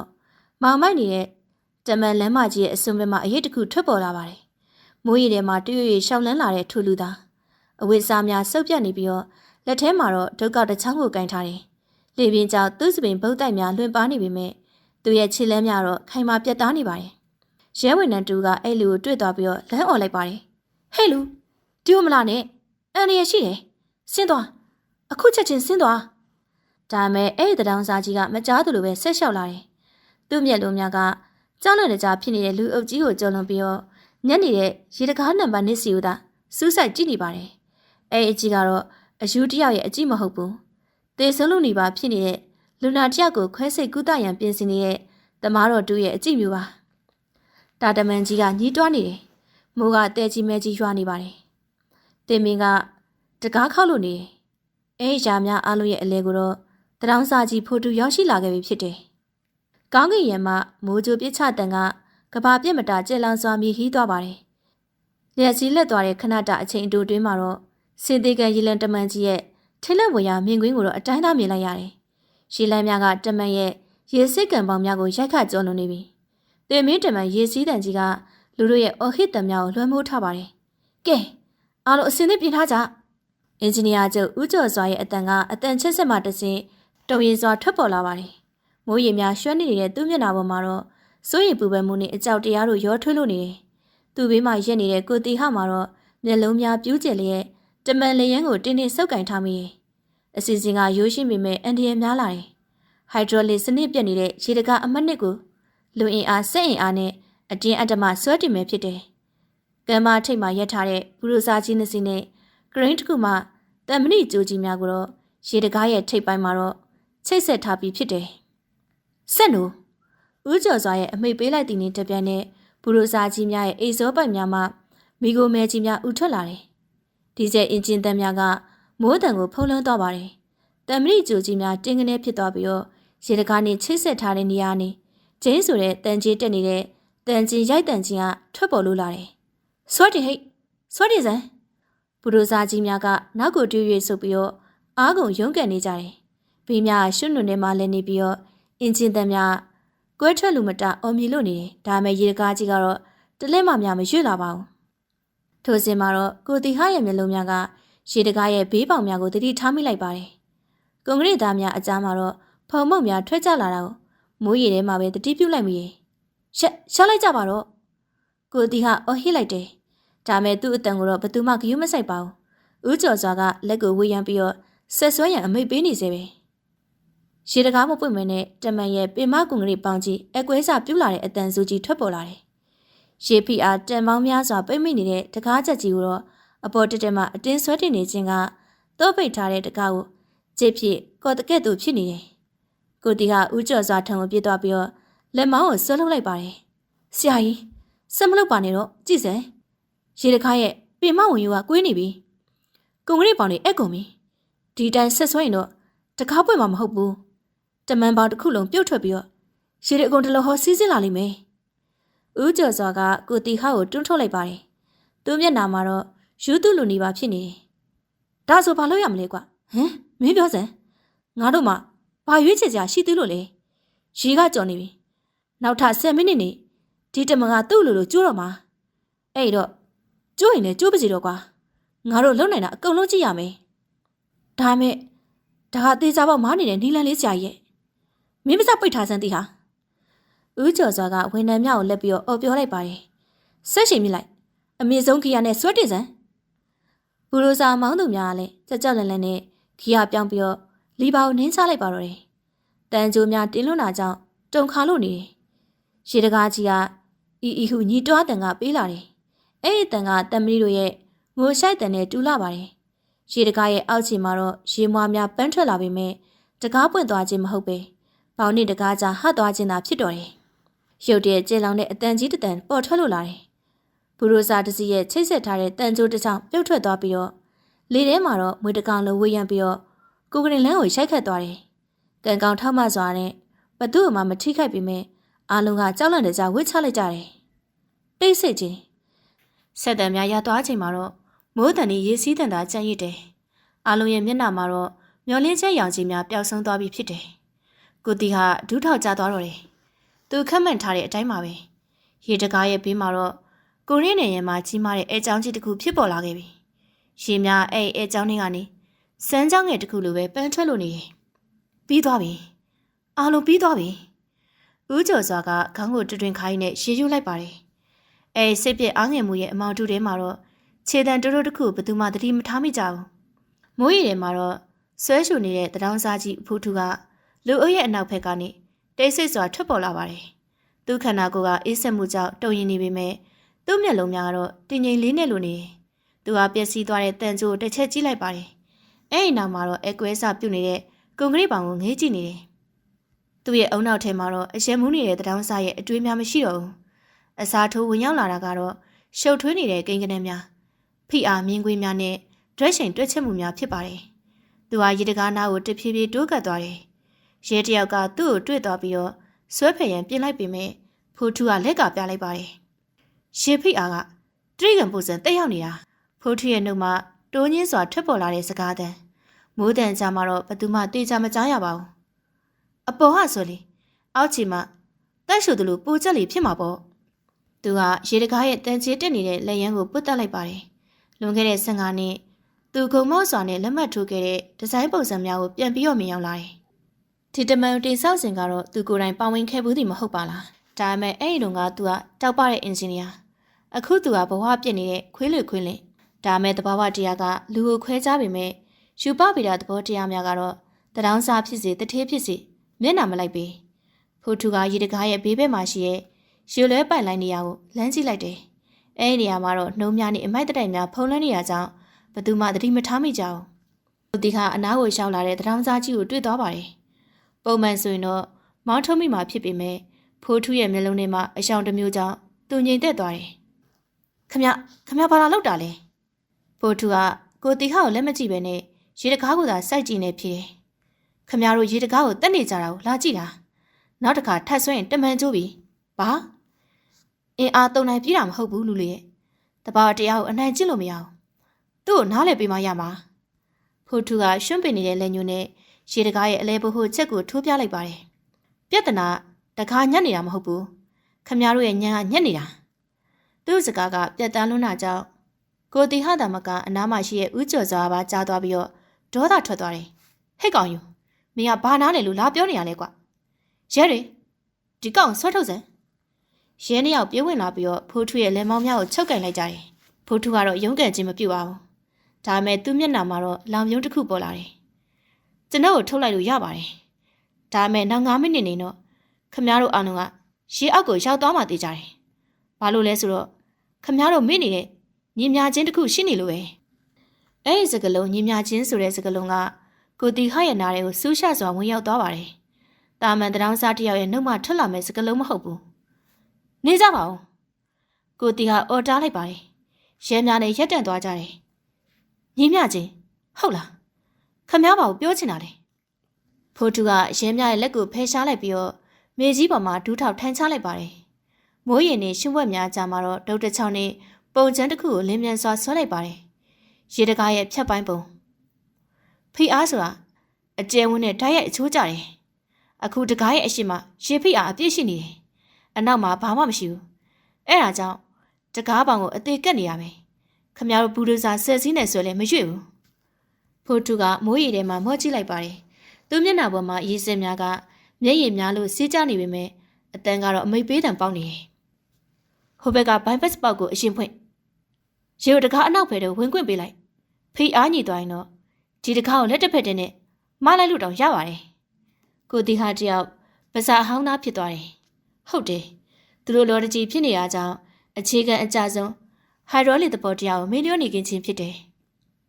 ဆွဲပန်းနေကြောင်ဖြစ်တတ်တဲ့အမားမျိုးဒါပေမဲ့ဒီတောင်းစားကဒါကိုဘယ်လိုလုပ်သိနေရလဲခမဘ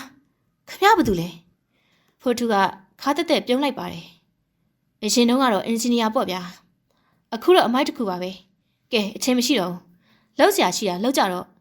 ့သူပြောပြရနဲ့လက်စီးတစ်ချက်ထက်လက်သွားပါတယ်အဲအလင်းရောက်အောင်မှာတော့ဖိုးထုရဲ့ပုံရင်ကတောင်းစားတယောက်မဟုတ်တော့ပဲပြိုလဲကနေမြို့ပြကြီးကိုပခုံးနဲ့ထန်းတင်ထားတဲ့နတ်ဖျားတစ်ပါးလိုပဲထင်မှတ်ရလ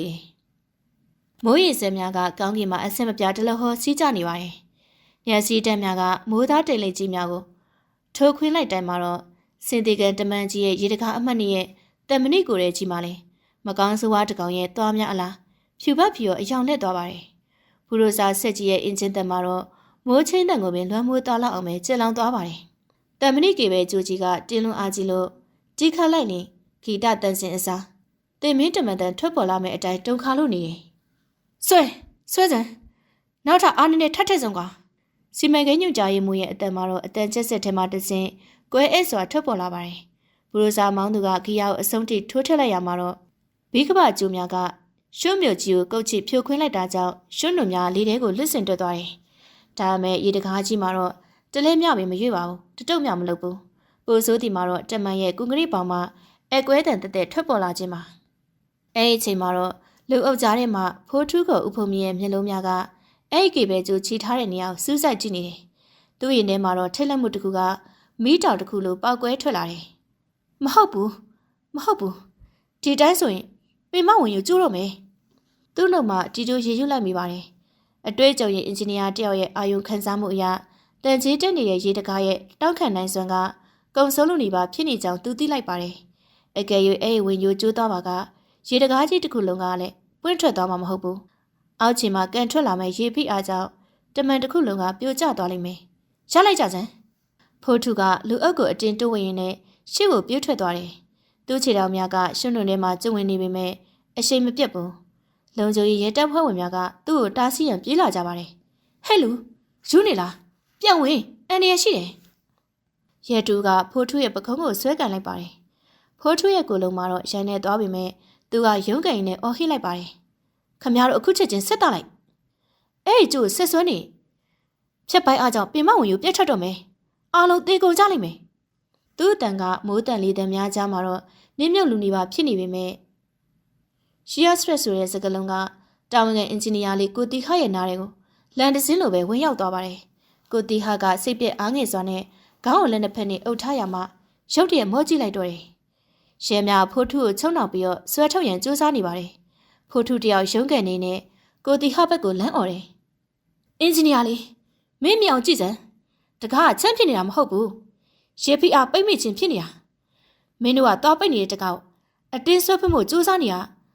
လူတက်ဖို့ပြင်နေရတဲ့အတူတူပဲကိုတီဟာလဲပြလိုက်ပါတယ်နေကြပါအောင်အဲ့လူကိုပြက်လို့ပြလိုက်ဆရာဒါကအယူပါဗျသူစကားနားထောင်နေအချိန်ကုန်နေ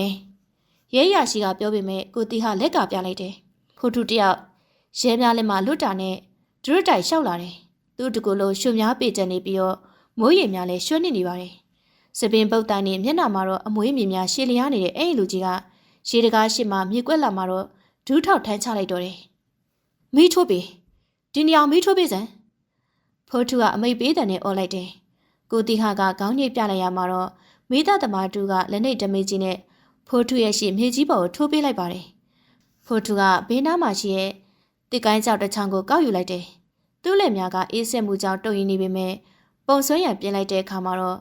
့ခဲတံကိုင်နေကြပညာရှင်တူရဲ့လက်များအဖြစ်ပြောင်းလဲသွားပါတယ်။တေချာကြည့်ဖိုးထုကရွှွမြေကြီးပေါ်မှာမြင်းချောင်းများကိုလင်းမြန်စွာတွက်လက်စာနဲ့ဆွဲလိုက်ပါတယ်။ရေတကားရဲ့ဘေးတိုက်ပုံပေါ်လာတယ်။အခုရေအမှ45ပေကျော်နေပြီ။ဆိုလိုတာရေတကားရဲ့အောက်ခြေမှာတက်ရောက်နေတဲ့ဖိအားကတစ်စထူရန်လက်မတိုင်းမှာပေါင်ချိန်ထောင်ချိန်ဖိအားရှိနေတယ် သူဟာဒုတ်ချောင်းနဲ့ရေတကားရဲ့အောက်ခြေတောင်ကိုထိုးပြပါတယ်မင်းတို့ကရေလဲပိုက်တူမဖွင့်မဲ့တကားကိုမှဖို့ကြိုးစားတော့တကားရဲ့အနောက်ဘက်မှာလေဟာနဲ့ဖြစ်သွားတယ်အရှိရရေဖိအားတကားကိုပေါင်းနဲ့ကန့်အောင်ဖိထားသလိုဖြစ်နေတာဒါကိုပုတ်တိုင်အောင်လို့ခေါ်ရမလားကိုတီခါရဲ့မျက်လုံးများပြူးကျက်သွားပါတယ်သူစာတွေ့တင်ခဲ့မှုတဲ့တီအိုရီများဒါမဲ့လုပ်ငန်းခွင်ရဲ့ဗရန်မတာအခြေအနေကြောင့်သူမီလီယံနေခဲ့တဲ့အခြေခံသဘောတရားများဒီတရောင်းစားကြီးကဒါဘယ်လိုလုပ်ပြီးတော့ဒီလောက်ကျွမ်းကျင်သိနေရတာလ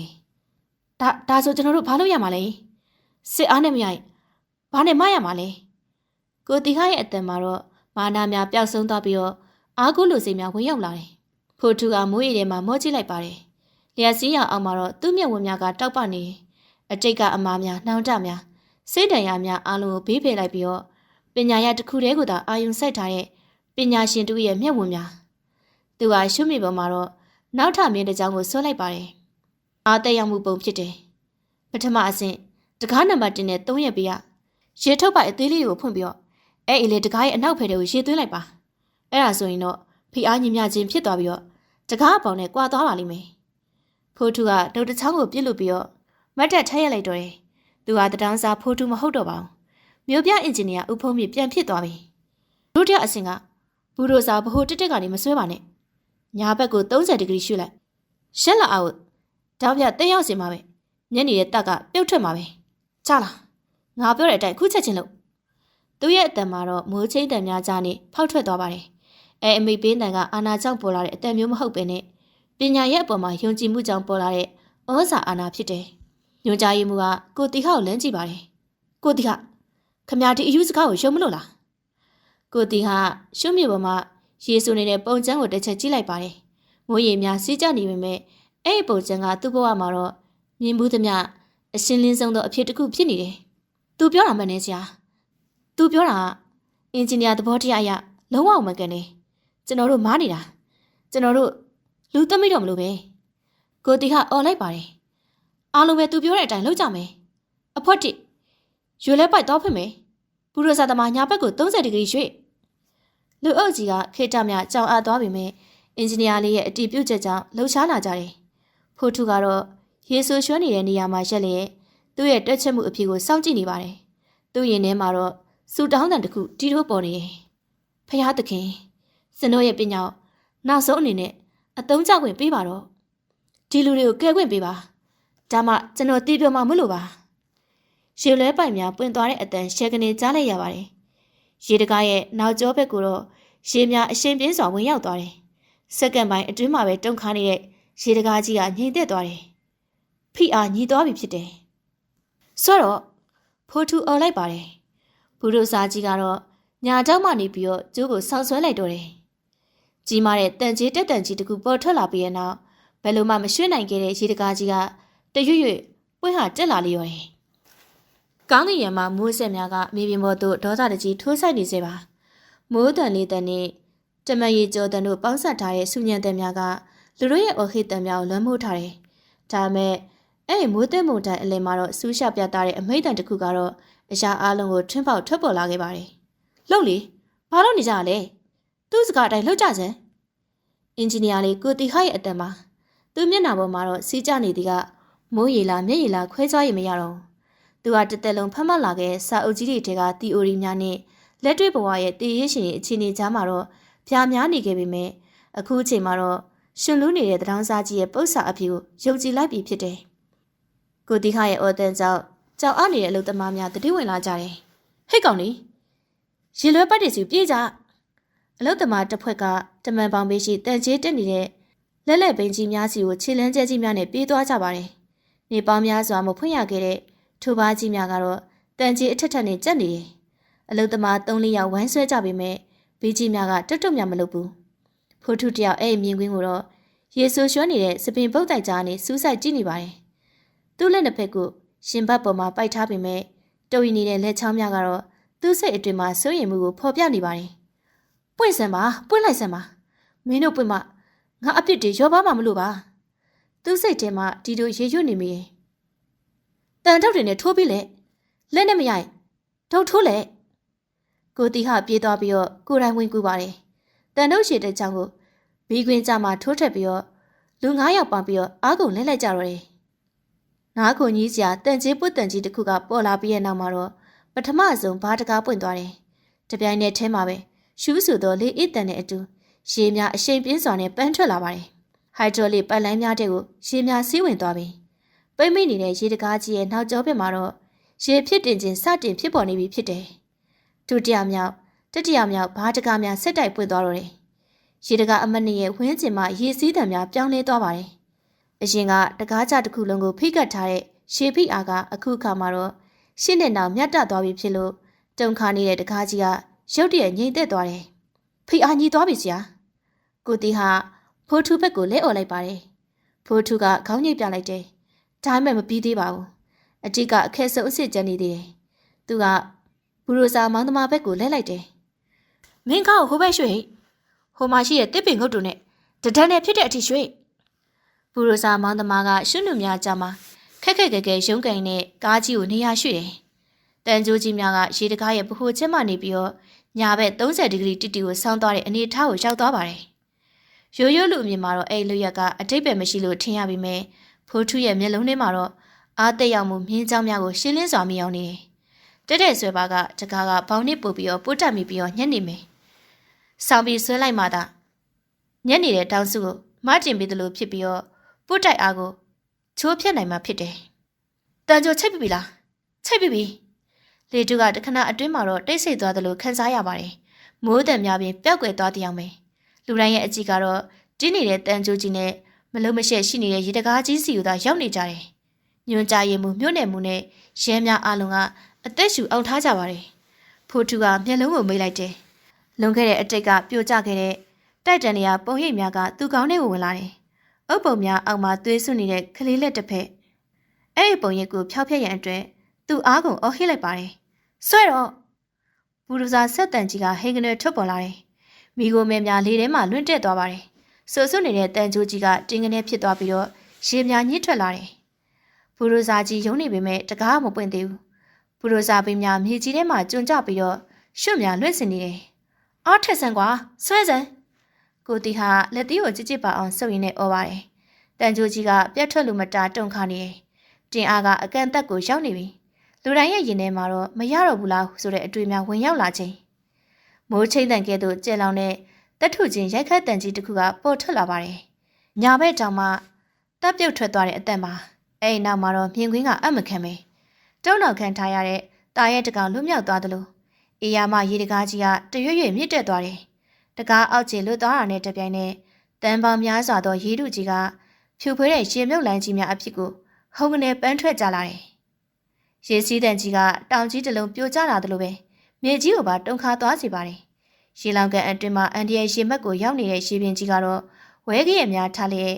ရေတကားပေါက်ကနေတဆင့်လေမြန်စွာစီးဆင်းသွားကြပါတော့တယ်။ဟေးပွင့်သွားပြီဟေးပွင့်သွားပြီ။အလုတ်သမားများရဲများနဲ့အရာရှိများထံကနေအောင်ပွဲကန်အော်ဟစ်တံများထွက်ပေါ်လာတယ်။တချို့ကခုံပေါက်နေကြတယ်။တချို့ကတော့ဖက်ပြီးတော့ငိုနေကြပါတယ်။ကိုတီကတော့ဒူးထောက်လျက်သားပြုတ်ကျသွားပြီးတော့ကောင်းကင်ကိုမော့ကြည့်ပြီးတော့တက်ပြင်းချလိုက်ပါတယ်။တမန်ကျုံမဲ့ဘေးစုကြီးကလွတ်သွားပြီဖြစ်တယ်။အောက်ဘက်ရှိရွာ9ရွာနဲ့မြို့တစ်ဝက်မှာတော့ရွှေလွန်မိုးချင်းပေးကနေတီတီလေးလှုပ်ကင်းသွားခဲ့ပြီ။လူအုပ်ကြီးရဲ့ပျော်ရွှင်မှုများကြားမှာတော့ဖိုထူတယောက်ထဲသာငြိမ်သက်စွာနဲ့ရက်နေစေပါပဲ။သူဟာပွင့်သွားတဲ့ရေတကားကြီးနဲ့အချိန်ပြင်းစွာဆင်းဆင်းနေတဲ့ရေများကိုငေးကြည့်လို့နေတယ်။သူ့မျက်နှာပေါ်မှာတော့အပြုံးမရှိဘူး။ဒါပေမဲ့မျက်လုံးအိမ်ထဲမှာတော့နေပေါင်းများစွာပျောက်ဆုံးနေတဲ့အယောင်တစ်မျိုးကတော့လင်းလဲလို့နေပါတယ်။အဲ့ဒီရေများကတမန်တဲများရေများကိုသာရောပါစီသည်မဟုတ်ပါ။သူ့ရင်ဘတ်ထဲမှာဖီးစည်းနေတဲ့အတိတ်ကအပြစ်မိုးရေများကိုပါအနှဲငယ်များစေကြောပေးလိုက်တယ်လို့သူခံစားလိုက်ရပါတယ်။သူ့ရဲ့ပညာရက်ကလူသက်လက်နဲ့အဖြစ်မှလူကယ်တဲ့စေဝါအဖြစ်ကိုပြောင်းလဲနိုင်ခဲ့ပြီ။ဖိုတူကဆိုရွှဲနေတဲ့လက်ဝါးနှစ်ဖက်ကိုဖြန့်ကြည့်လိုက်ပါတယ်။အရှင်ကညစ်ပေနေလို့ထင်ရတဲ့အဲ့ဒီလက်များကအခုအခါမှာတော့တန်ရှင်းစင်ကြယ်သွားတဲ့အောင်ခံစားရပါတယ်။ကျေးဇူးတင်ပါတယ်။ကျေးဇူးတင်ပါတယ်။ကိုသူဟာကရှုံ့နုံများကြားမှာပြေးလာပြီးတော့ဖိုးထူးရဲ့လက်များကိုဆွဲကင်ပြီးတော့ပြောနေပါတယ်။ကိုတီဟာရဲ့မျက်ဝန်းထဲမှာတော့အယူတယောက်ကိုကြည့်တဲ့အကြည့်မျိုးမရှိတော့ဘူး။ကြာတဆူကိုကြည့်နေတဲ့ရိုသေမှုများသာအပြည့်ရှိနေတော့တယ်။ဖိုးထူးကတော့ဘာမှပြန်မပြောပါဘူး။ရေစီးတန်ကိုနားထောင်ရင်းနဲ့ခပပါလေးသာပြုံးလိုက်ပါတယ်။အဲ့ဒီအပြုံးကတော့ဝမ်းနေခြင်းနဲ့ဝမ်းမြောက်ခြင်းတစ်ခုကိုညီမျှခြင်းချက်ထားတဲ့အဖြစ်တစ်ခုပင်ဖြစ်တော့တယ်။ကောင်းငင်ကြီးကရုတ်တရက်ငိုရှိုက်တာရက်သွားတဲ့ကလေးလေးတယောက်လိုပဲ တိတ်ဆိတ်ငြိမ်သက်သွားခဲ့ပါပြီ။နိုင်ပေါင်းများစွာတဲကြီးမဲကြီးရွာသွန်းခဲ့တဲ့မိုးစစ်တူကလည်းအုံမိုင်းနေတဲ့တိမ်တိုက်များကြနေတဖြည်းဖြည်းဆုတ်ခွာသွားကြတော့တယ်။ကြံရင်ခဲ့တာကတော့ရေတကာကြီးပွင့်သွားတာကြောင့်ရေလွတ်မြောင်အတိုင်းစီးဆင်းသွားတဲ့ရေစီးတံတဝဝနဲ့ဆွဆွနေတဲ့မြေသားနဲ့တင်တင်သားဖြစ်တယ်။တမန်ပေါင်းတစ်ခုလုံးကလူတန်သူတန်များနဲ့ပြန်လည်ဆူညံလို့လာပါတယ်။ဒါပေမဲ့အရှင်လိုကြောက်လန့်တကြားအော်ဟစ်တံများမဟုတ်တော့ဘဲနဲ့တက်ပြင်းချတံမျာ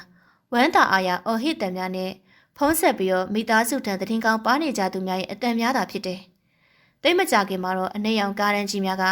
တမန်ပေါ်အစီရောက်လာကြပါတယ်။မြို့နယ်အုပ်ချုပ်ရေးမှူးတိုင်းဒေသကြီးအင်ဂျင်နီယာချုပ်နဲ့တာဝန်ရှိသူအသီးသီးတို့ကကားပေါ်ကနေဆင်းလာကြတယ်။သူတို့ရဲ့မျက်နှာမှာတော့စိုးရိမ်ပူပန်မှုအကျဉ်းချံများနဲ့အတူဘေးအန္တရာယ်ကင်းရှင်းသွားပြီဆိုတဲ့သတင်းကြောင့်ဖြစ်ပေါ်လာတဲ့စိတ်သက်သာရမှုများကိုအထင်သာတွေ့နေရတယ်။ဘသူလဲဒီပြဿနာကိုဖြေရှင်းပစ်လိုက်တဲ့သူရဲ့ကဘသူလဲမြို့နယ်အုပ်ချုပ်ရေးမှူးကအတန်းကျကျနဲ့မေးလိုက်ပါတယ်။တာဝန်ခံအင်ဂျင်နီယာလေးကိုတီဟာကလူအုပ်ကြားကတိုးထွက်လာပြီးတော့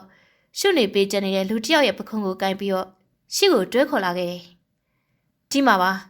ါဒီဦးလေးပါဗျာသူသာအချင်းမီရောက်မလာခဲ့ရင်တော့ကျွန်တော်တို့အကုန်တေးကြရတော့မှာအုပ်ချုပ်ရေးမှူးနဲ့အင်ဂျင်နီယာချုပ်ဦးမင်းခန့်တို့က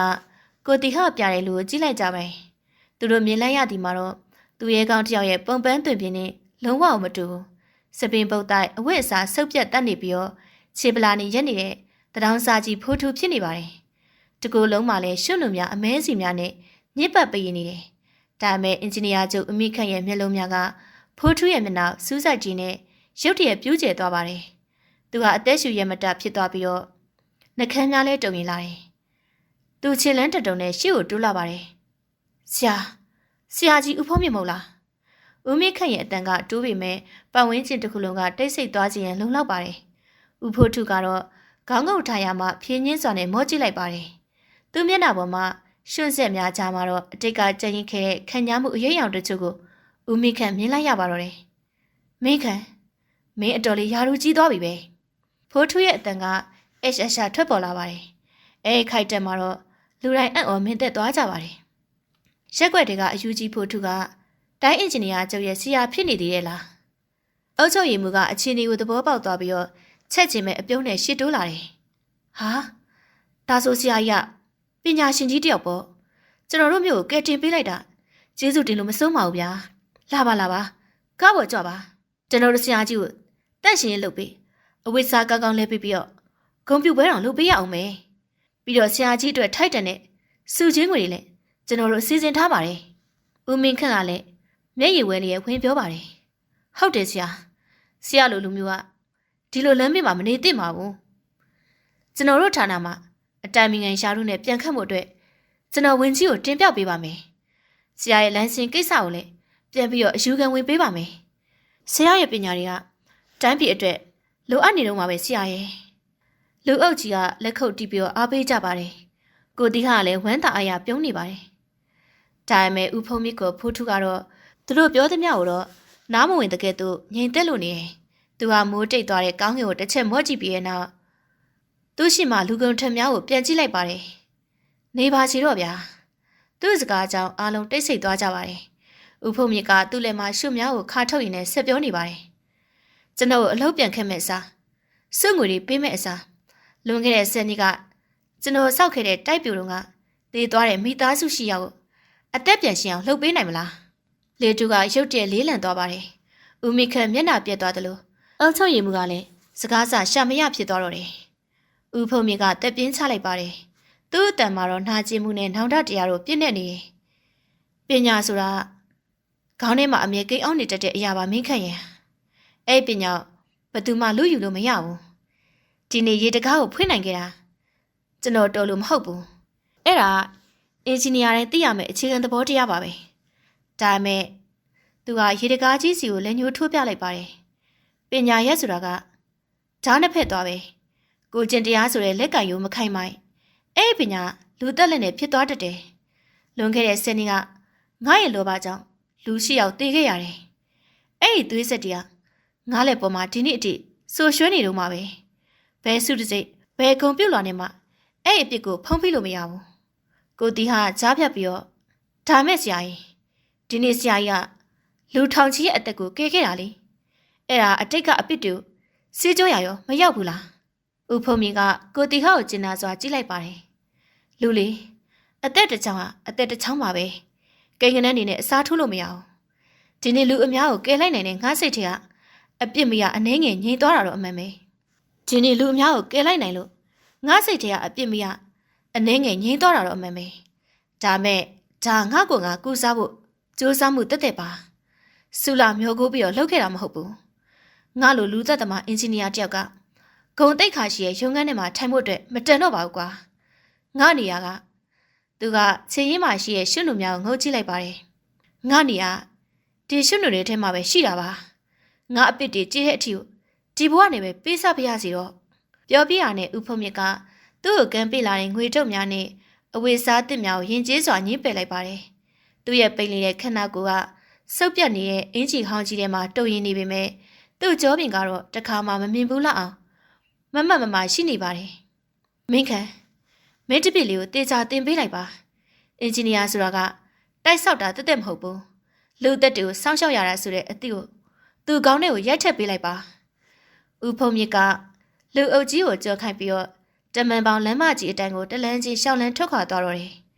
အနောက်ဘက်မူးကုတ်ဆက်ဝိုင်းမှာတော့နေအောင်ကြီးနုနုလေးကတိမ်တိုက်ကြားမှဖြာကျလာပါတယ်အဲ့ဒီလင်းရောင်ကဦးဖုံမြင့်ရဲ့ညစ်ပတ်နေတဲ့စပင်ပုတ်တိုက်ကိုရွှေရောင်တောက်ပစီရဲ့ကားကြီးကောင်းကောင်းများနဲ့အရာရှိကြီးများကတမန်ပေါင်းမှာရက်ကြင်ခဲ့တယ်ဘသူကမှသူ့ကိုဆက်ပြီးတားဆီးရန်တတိမရှိကြတော့ဘူးရွှွနုထဲမှာညီမြချင်းတစ်ခုကိုဖြည့်ရှင်းပြီးတဲ့နောက်ရက်လအဖြူကိုယူမသွားပဲထားရခဲ့တဲ့တထောင်းစားကြီးရဲ့ပုံရိပ်ကတော့သူတို့ရင်ထဲမှာထာဝရဆွဲတင်ကြံ့ရင်နေမှာဖြစ်ပါတယ်ဦးဖုံမြင့်ကဈေးတောင်ကသူ့ရဲ့ဇေယျပြက်လေးစီကိုဥတီရှောင်းလန်းနေပါတယ်လမ်းဘေးဝဲရရှိရေအိုင်များထဲမှာတော့သူ့ပုံရိပ်ကချင်းဟပ်နေတယ်ပုံရိပ်ထဲမှာတော့သူဟာတထောင်းစားမဟုတ်ဘူးတာဝန်ကျေပွန်တဲ့အင်ဂျင်နီယာတယောက်ပြုံးနေတာကိုသူမြင်အောင်လိုက်မိပါတယ်သူဇေယျပေါ်ရောက်တဲ့အခါမှာတော့တောက်ကလေးမှာထိုင်ချလိုက်ပါတယ်ဘိုက်ကဆာလောင်နေပေမဲ့စိတ်ကတော့တင်းတိမ်နေပါတယ်သူလည်းနှစ်ဖက်ကိုမြောက်ကြည့်လိုက်တယ်အရှင်ကမင်းနေကြသွေးဆက်များမရှိတော့ဘူးရွှေ့ရောင်များသာရှိပါတော့တယ်အေးပါပြီဒီလောက်ဆိုရင်တော့အေးချမ်းပါပြီသူတယောက်တည်းရေရွတ်လိုက်နဲ့မျက်လုံးများကိုမိတ်လိုက်ပါတယ်အဝေးစီမှရေတကားဖွင့်တန်တက်တက်ကိုကြားနေရစေအဲ့ဒီတန်ကသူ့အတွက်တော့ကဘာပေါ်မှာအသားရဆုံးသောတေးသွားတစ်ပုတ်ဖြစ်နေပါတော့တယ်နားဆင်သူများရှင်အခုဖျက်တင်ဆက်ခဲ့တဲ့ဇာလန်းလေးကတော့ဒီလောက်ပါပဲရှင်နောက်စစ်စင်တွေမှာလည်းဒီလိုစိတ်ဝင်စားဖွယ်ရာဇာလန်းတွေကိုဖျက်တင်ဆက်မှာဖြစ်လို့ကျမတို့ရဲ့ channel ကို like and subscribe လုပ်ခဲ့ပြီးတော့အားပေးစောင့်မျှော်နှားဆင်ပေးပါအောင်ရှင်နားဆင်အားပေးခဲ့ကြတဲ့ပရိသတ်အရောက်စီတိုင်းကိုကျေးဇူးတင်ပါတယ်ရှင်